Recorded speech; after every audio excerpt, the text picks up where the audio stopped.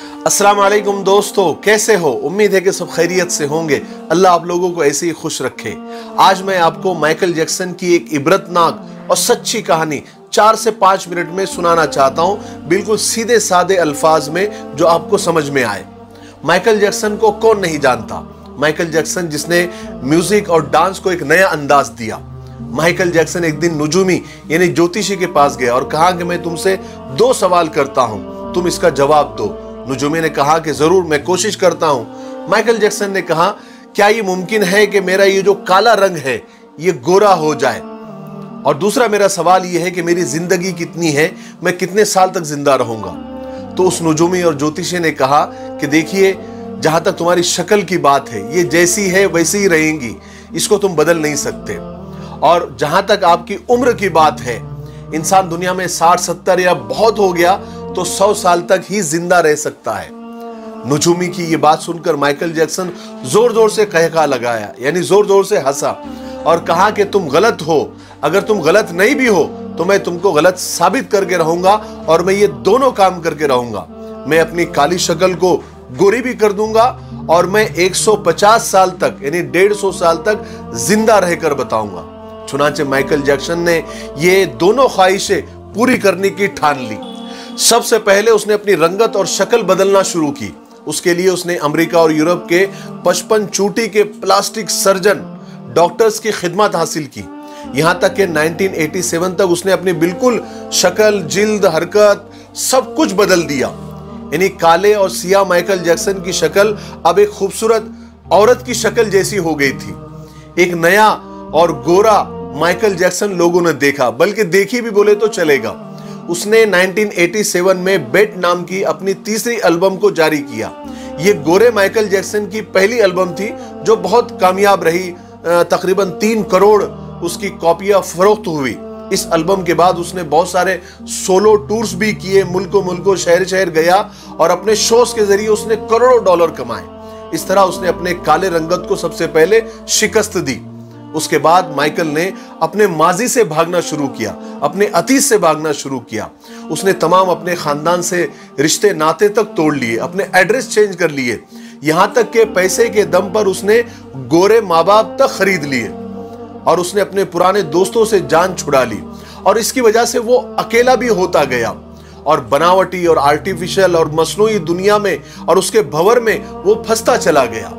इसी आर्टिफिशियल तरीके से उसने एक बेटा बेटी भी पैदा किए। अब बारी थी 150 साल तक जिंदा रहने की, और उसने 150 साल जिंदा रहने के लिए वो जतन किए, वो तरीके अपनाए जो हम सोच भी नहीं सकते। वो सिर्फ ऑक्सीजन तंबू में ही सोता था और जरासीम और बैक्टीरिया और बीमारी के असरात से दूर रहने के लिए उसने दस्ताने पहनना शुरू कर दिए। लोगों से हाथ मिलाने से पहले वो हैंड ग्लोव्स पहनता था। लोगों से मिलने से पहले वो मास्क लगाकर ही घूमता था, लोगों से मिलता था। और खाना डायरेक्ट नहीं खाता था, वो स्पेशल खाना ही खाता था। और अपने साथ 12 डॉक्टर्स की पूरी टीम साथ में लेकर घूमता था। और ये 12 डॉक्टर्स मिलकर डेली, रोजाना उसके जिस्म के एक एक हिस्से का टेस्ट करते थे। और खाना उसका पहले लेबोरेटरी में टेस्ट होता था, वहां से ग्रीन सिग्नल मिलता था, उसके बाद ये खाना खाता था। और उसका स्टाफ उसे रोजाना वर्जिश भी कराता था।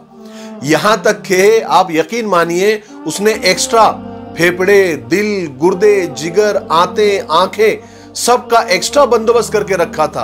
यानी ऐसे डोनर्स तैयार करके रखा था जिसके घर का पूरा खर्च माइकल जैक्सन उठाता था।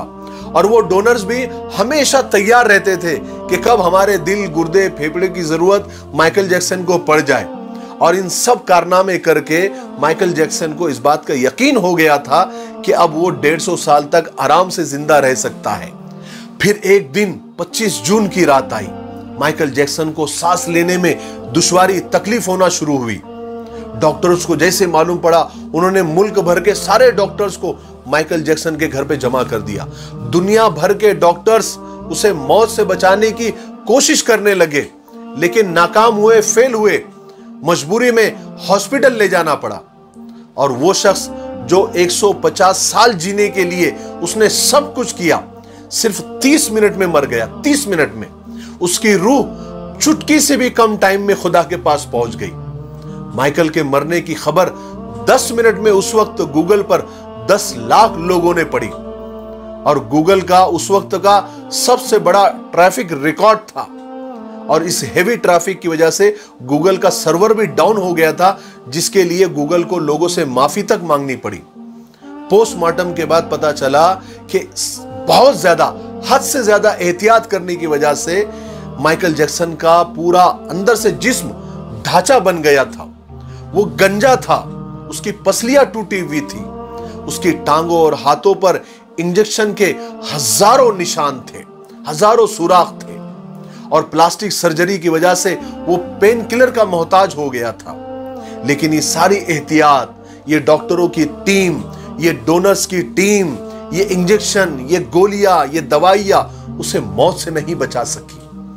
मेरे भाइयों, माइकल जैक्सन की ये मौत लोगों के लिए ऐलान है कि इंसान पूरी दुनिया पर फतेह पा सकता है, लेकिन अपने मुकद्दर को नहीं बदल सकता, अपने खुदा का मुकाबला नहीं कर सकता, मौत का मुकाबला नहीं कर सकता।